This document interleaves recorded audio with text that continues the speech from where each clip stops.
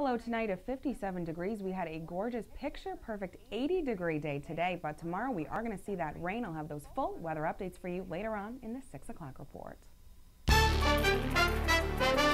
WVDT's World News Roundup. One of the most wanted cartel leaders in the Mexican drug war is now under arrest. Jorge Eduardo Castillo Sanchez has been aggressively pursued until his capture on Wednesday. It's merely the latest high-profile arrest Mexican officials have made in recent days. But as CNN's Jonathan Mann reports, whether it makes a difference in the drug war remains to be seen. Wearing handcuffs and a bulletproof vest, the man nicknamed El Cos was paraded in front of TV cameras just hours after his arrest. Jose Eduardo Costilla Sanchez was at the top of the cartel, considered the second most powerful criminal organization in the country. Mexican authorities say Costilla was the head of the Gulf drug cartel, with multi-million-dollar rewards offered in the U.S. and Mexico for his arrest. A Navy spokesman says some 30 Mexican Marines captured Costilla and 5 other suspects Wednesday night in the northeastern state of Tampico, following a car chase.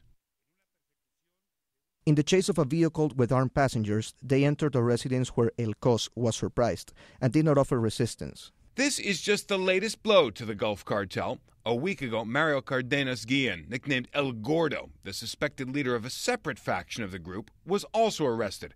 And authorities say Castillo and the Gulf cartel have been weakened in brutal turf wars with another drug gang, the Zetas. El Cos survived internal divisions and directed violent confrontations in Tamaulipas and Nuevo León against his former allies, Los Zetas. With Costilla's arrest, 23 of the 37 most wanted men in Mexico have now been either killed or captured. Some 60,000 people have been killed, though, since President Felipe Calderón declared war on the cartels back in 2006. Analysts say all of it has done little to stem the violence or the flow of drugs through Mexico. Jonathan Mann, CNN, Atlanta. He was the very first man to step foot on the moon. Apollo astronaut Neil Armstrong's life was celebrated today in a memorial service at the National Cathedral in Washington, D.C. Renee Marsh reports. Neil Armstrong was honored Thursday in a memorial service in Washington, D.C. More than 1,000 people came to pay tribute to the first man to walk on the moon. Eugene Cernan, the last man to walk on the moon, spoke about his friend.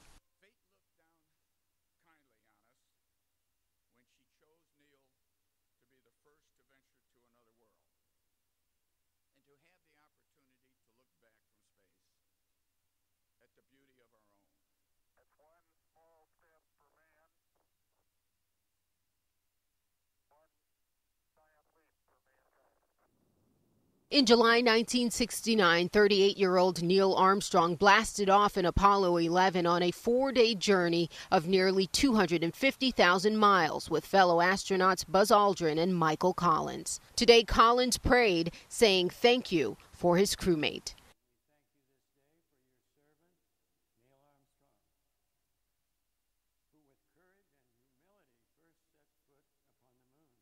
Armstrong died last month at the age of 82 after complications from heart surgery.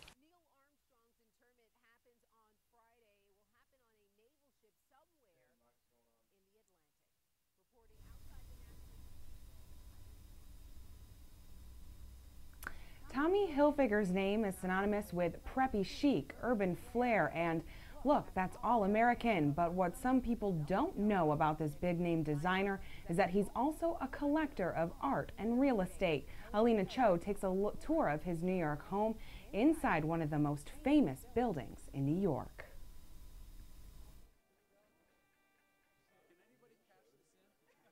Some call Tommy Hilfiger the king of fashion, but here at his home in New York, he lives like a prince.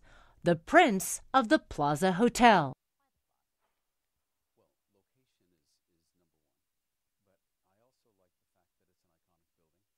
One of the most famous hotels in the world, overlooking Central Park on New York's famed Fifth Avenue, a 2-story, 6,000 square foot apartment that took 3 years to complete.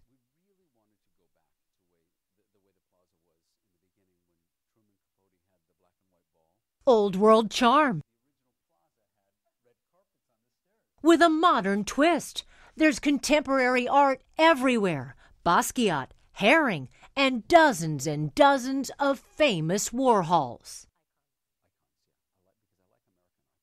Liz Taylor, Grace Kelly, Marilyn Monroe. Part of the allure is that Hilfiger knew Warhol, a man of few words.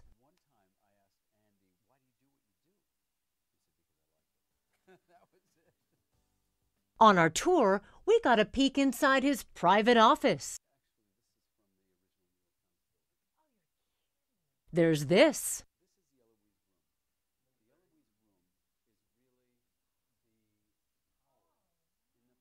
You know Eloise. She's the fictional storybook character who wreaked havoc at the plaza. Hilfiger commissioned the book's illustrator to paint the mural in this room. Speaking of rooms,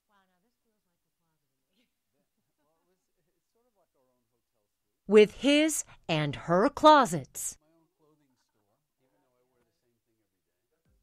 That's not all. The Hilfigers stay busy shuttling between 3 homes. In addition to New York, he and his wife Dee own homes in Greenwich, Connecticut, and this, called Palm Beach, on the island of Mustique.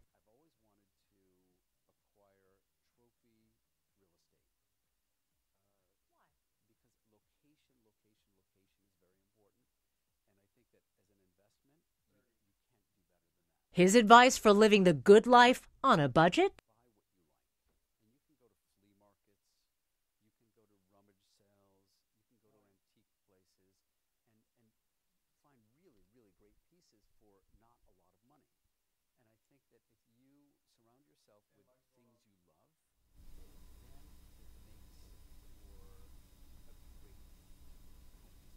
Alina Cho, CNN, New York.